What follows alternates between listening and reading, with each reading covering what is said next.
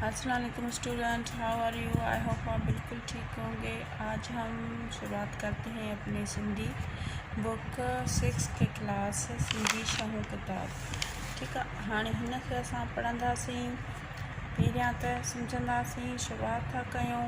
सबक पहिरियों आहे असांजो छा आहे, हमद आहे। त हमद चइबो छा खे आहे? ठीकु आहे, हमद हाणे हमद छा हूंदो आहे? अल्लाह ताला जी हिकिड़ाई बयानु करणु। हिते तव्हांखे मथे नज़र ईंदो हूंदो अल्लाह ताला जी हिकिड़ाई बयानु करणु। हाणे सिंधीअ खे पढ़ण खां अॻु में छा थींदो आहे त इनखे तव्हां जेको आहे पहिरियां रवां पढ़ो, वरी उन जी तव्हां माना सम्झो।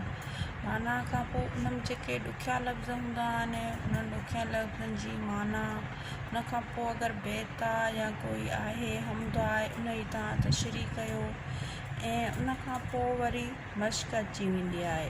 उसके बाद क्या आ जाती है? एक्सरसाइज आ जाती है। उसके बाद आप एक्सरसाइज हल कर लो। ठीक है, पहले हम इसको समझते हैं कि हमद कहते किसे हैं।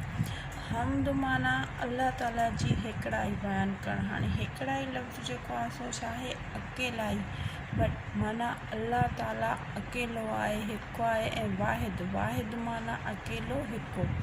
हाणे धणी सगुर जूं सिफ़तूं ॼाण। धणी सगुर पालणहार जूं सिफ़तूं माना ख़ूबियूं। सिफ़त लफ़्ज़ जी माना छा हूंदी आहे? ख़ूबियूं। धणी सगुर जी छा? सिफ़तूं ॼाण। बैतनि में सुर ऐं लय मां लुत्फ़ अंदोज़ थियणु। हाणे बैत छा हूंदो आहे? कंहिं बि बैत खे तव्हां सुर में पढ़ी सघो था, उनखे तव्हां लय में पढ़ी सघो था। नवां लफ़्ज़ सिखी जुमिलनि में इस्तेमालु करणु। जेके बि हिन में नवां लफ़्ज़ अचनि था उन्हनि खे वरी तव्हां जुमिलनि में इस्तेमालु कयो। हम आवाज़ लफ़्ज़ ॻोल्हे लहणु, इस्तलाहनि जी माना ॼाण। ठीकु आहे, हाणे इहे असां सभु हिन बैत सां गॾु सिखंदासीं। फर्स्ट ऑफ ऑल बिस्मिल्लाहिर्रहमानिर्रहीम, इनखे असां पढ़ूं था। अवल अल्लाह, अलीम आला आलम जो धणी, क़ादिर पंहिंजी कुदरत सी क़ाइम आहे क़दीम, वाली वाहिद वहदहू राज़िक़ रब रहीम, सो साराह सचो धणी, चए हमद हकीम, करे पाण करीम, जोड़ू जोड़ जहान जी।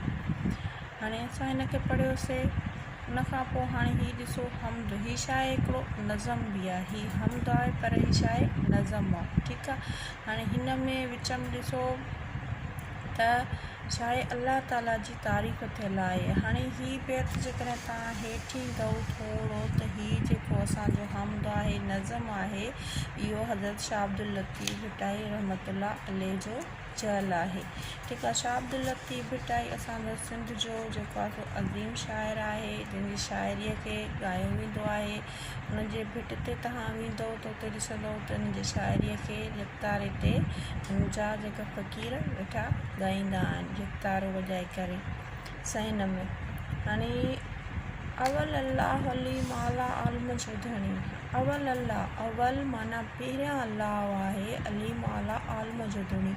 हीअ जेको सॼो आलम जहान आहे उनजो पालणहार ख़ालिक़ केरु आहे? अल्लाह आहे।